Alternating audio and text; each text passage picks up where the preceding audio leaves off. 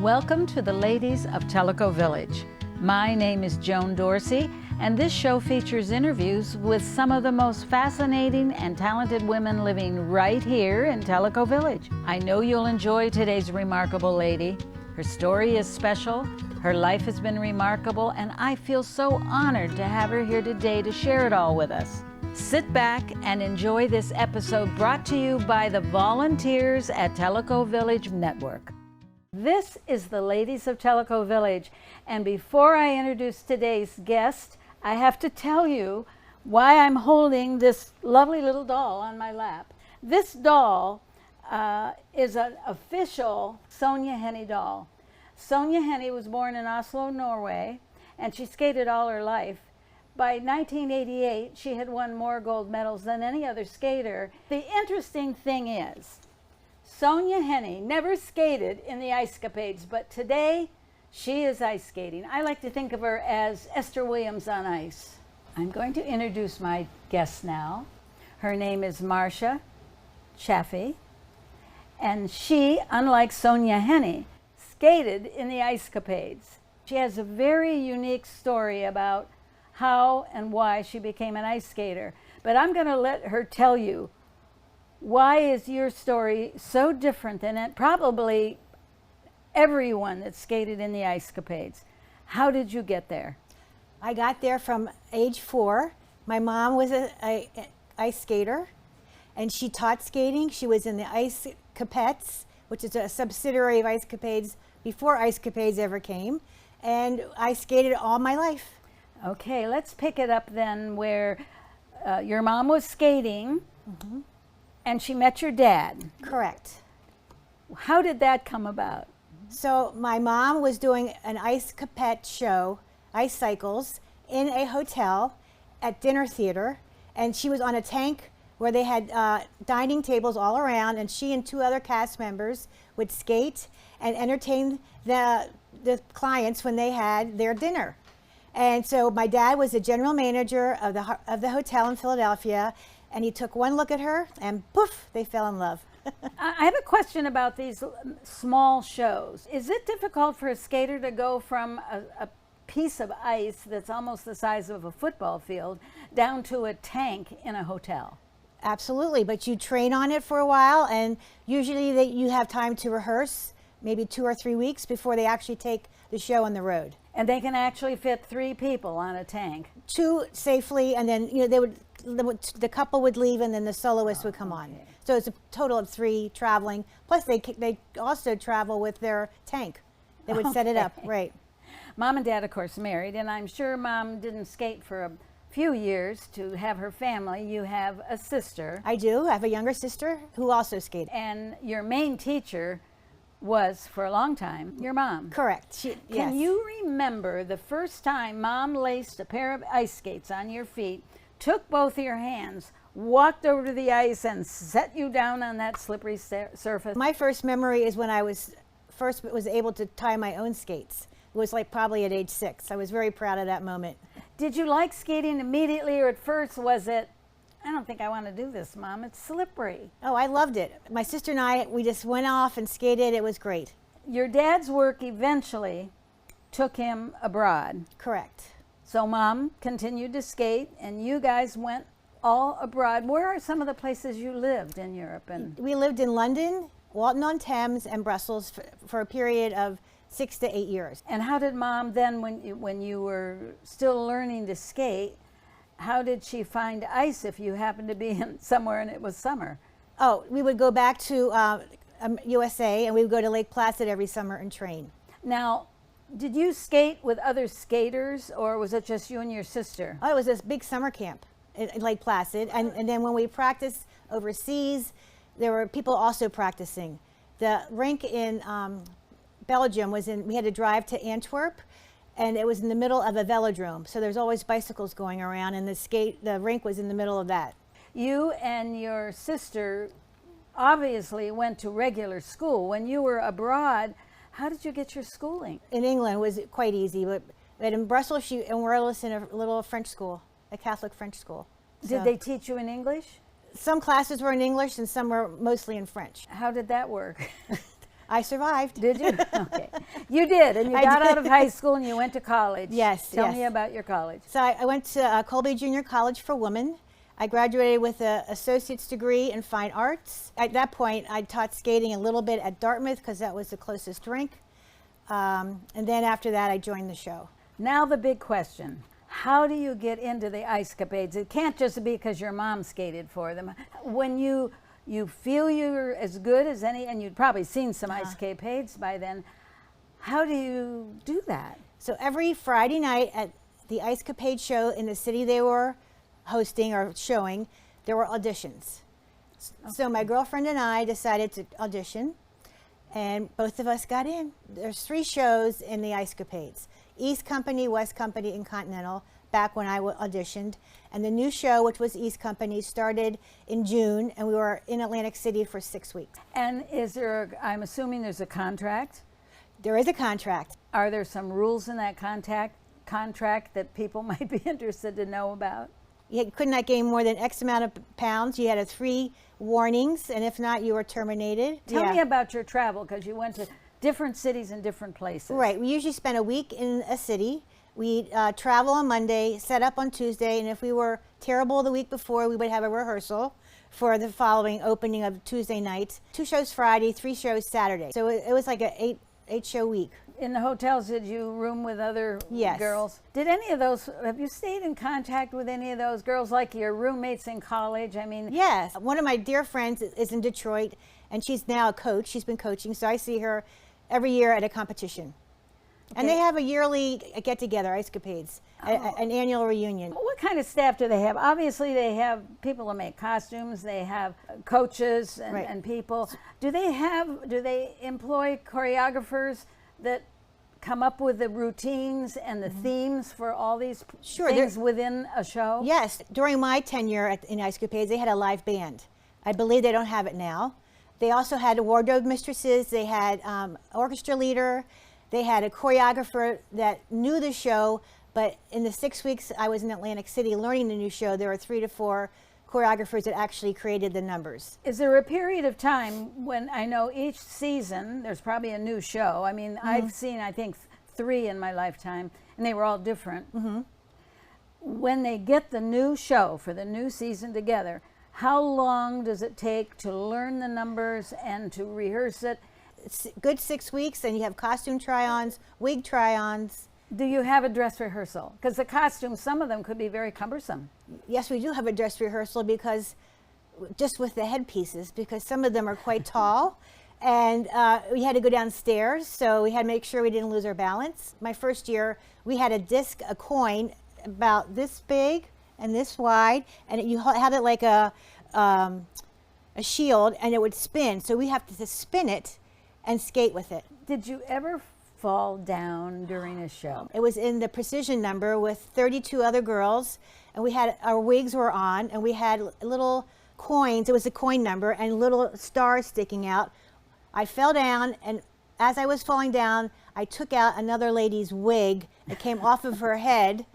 So it was a little embarrassing. I got up, I gave her wig, and we just continued on and just kind of fell right into the process. Okay. How many numbers per show did you participate in? 6 to 8. As a new start, you would get a basic rate. I was an understudy, so I got extra pay, and in the 2 years that I was there, my star got sick once, so I only understudied once. However, they do pay you for knowing the number. It's so awful to be an understudy. I mean, that's happened to me in the theater, and you learn everything, and then you feel embarrassed because you sit around wishing that person would get sick. So plus then you don't want to do it because you've never had any rehearsals. Exactly, but luckily for me, the lady said, I'm not going to show up tomorrow, so I rehearsed with the other star. You said you did your own makeup. What do they do with people? Because some of the makeup must be extensive depending on the theme. Is there people there to do makeup for people that can't handle their own makeup? No, they would teach you before you left during rehearsal. And you know, at that time, we all had false eyelashes, and little did I know, it made a full circle. Everybody wears false eyelashes now. I know. I want to talk now about a formation that I remembered from all 3 shows I saw. That was a line of skaters. There's a vertical line and a horizontal line. And somebody in the middle doesn't have to do a whole lot, and it rotates. And it rotates faster and faster and faster. Did you ever have to do that? Yes, it's called the pinwheel, and it does start as a cross. And so as the taller you are, the less work you have to, well, you have to work because you have to hold on, but you are the anchor, so to speak. The shorter gals have to run the fastest, and you have to get a little head start. And once the cross is made, then you fold into a one straight line. What I want to hear about now is I want to hear about the most important thing of all, the skates. Yes. Do you have a pair of skates with you today? I do. Okay, let's get them out. So here are my skates. They're a little Now, old. I was surprised when I interviewed you and you said skates come in two parts. The first part is the boot. Correct. Let's say you wear a size 7 shoe. So do you go and buy a 7 boot, or do they make you a 7 boot? I had custom boots. They did not make them. I had them during my competitive years. So I just kept them, and then, you know, if I needed to order them, they had them on file. And then do you go to a different place to get the blades? Usually skate shops will have the blades, but yes, they're separate. But most blades are made in England from Sheffield. Now, do you buy size, if you wear a 7 boot, do you buy a 7.5 size blade? No, it's done in inches. I don't know if the camera's picking it up, but the little jaggedy stuff, the second pair of skates I had when I was probably 13 or 14 had little jagged things like that. Toe picks. What do they do? They stabilize your jumping. They get your centrifugal force steadied when you're spinning. So they're a good aid for an experienced skater. We talked about cost. What did the boots cost you back then? Probably, I think, $150 to $200. And the blades were about $300. So if I got a pair of custom skates today, they'd probably be over $1,000.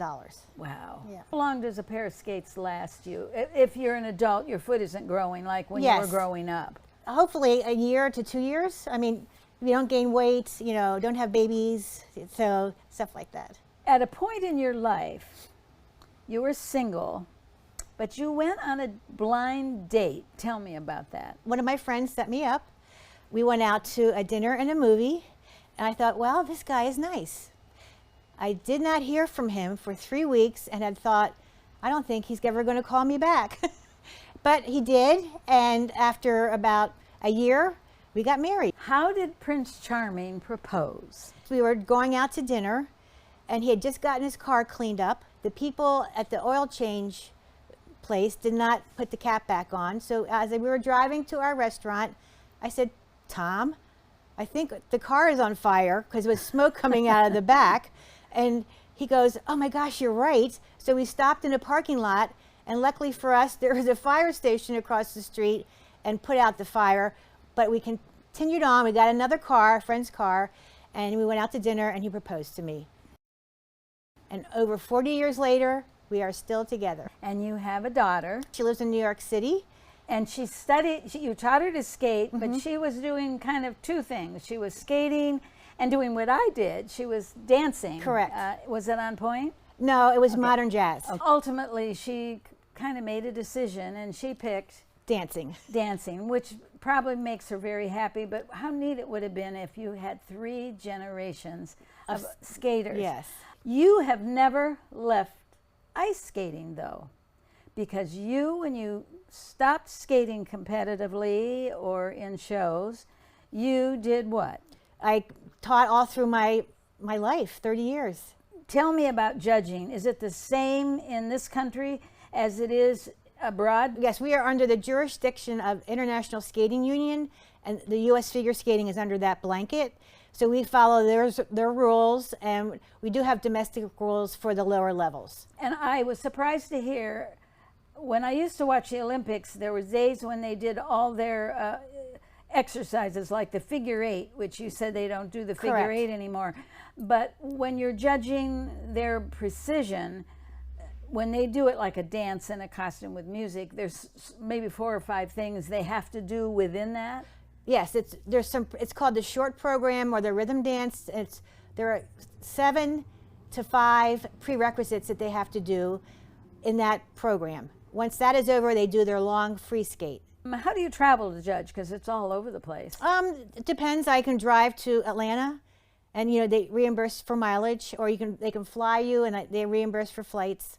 So what I do I volunteer the actual judging.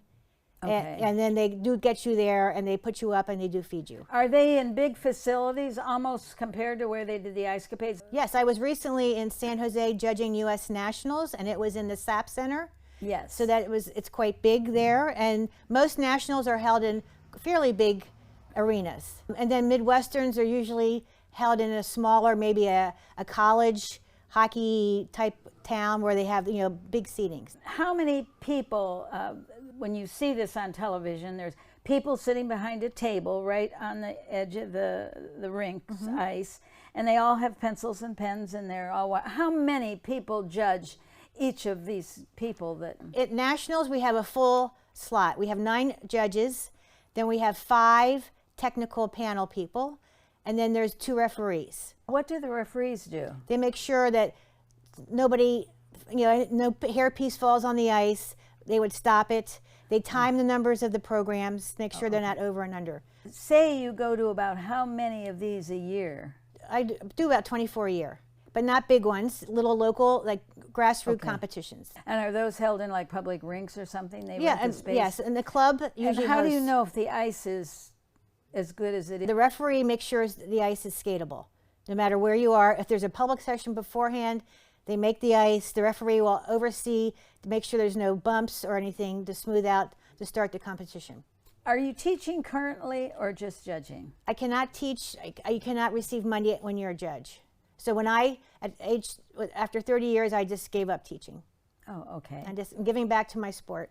All right. And I want to know, truthfully, when is the very last time you put on those skates, I presume, and actually skated? Probably about 6 weeks ago. I wanted to see if I could still skate. And I can, happily. I can say, it took me a while to get my sea legs back. Oh my gosh, I think I know how to do it. So I skated, I did an edge class. It was great. It's interesting your daughter studied dance as well as skating because, if we watch Dancing with the Stars, they've had some ice skaters on that actually, a couple of them actually, I think were final winners. Yes. And I can see where the things you do dance-wise to learn to use your hands and your legs. Do any of these people that compete take ballet lessons just to enhance their body movements when they skate? Oh, absolutely. Your elite skaters will all take a dance class.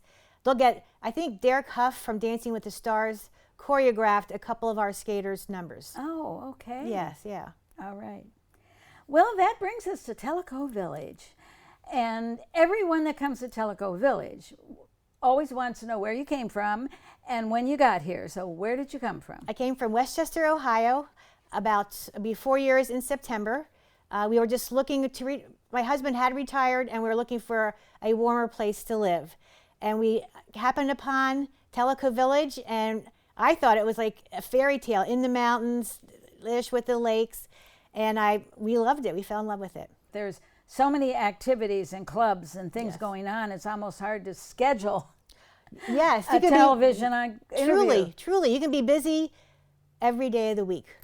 And I do many things. I do Zumba, I do Marjan, I hike. So I get a little bit of everything. Did you do when you were skating, was there like ballerinas, we know they stretch their leg on the bar, they sit down and do splits and bend and to stay in shape. Did you have a routine you did when you were skating and do you use some of it now perhaps? When I skated, sports science had not taken off.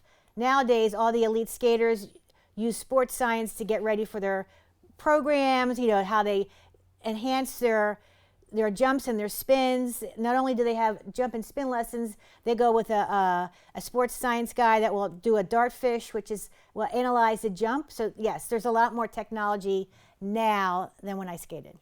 I enjoyed interviewing you so much, seeing all your goodies at your house and your memorabilia and your fantastic program. And just hearing the stories about the Ice Capades, and I've never forgotten the Ice Capades. I appreciate you allowing me to tell my story. Oh, Thank you, I loved Joan. every minute of it. And Yeah. I love meeting you. And someday, I want you to give me a call when you're somewhere where there's ice. And I want to see you do a couple spins and a couple things. So, and we can have lunch afterwards. Perfect. That'd be great. All right, we're going to do it. I want to thank the volunteers and the Tellico Village Network. And I want you all to look around for a lady of Tellico Village you think that I could put on this show. Give me a call. I'm in the directory.